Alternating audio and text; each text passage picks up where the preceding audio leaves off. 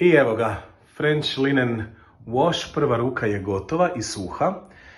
Odnosno, ovo bi bila jedna ruka washa sa French linen otopinom. I nakon toga, kad je bilo već skoro suho, jedna mala, nježna, tanka ruka dry brush tehnikom. Znači, iscrtavanje ovih linija kako bih čim više utopio ovaj ovdje umetnuti komad. Naravno da se to još uvijek vidi da je to umetnuti komad. Ovaj originalni je ovdje oko 120 godina, a ovo je novi furnir, tako da treba će malo više od prve ruke.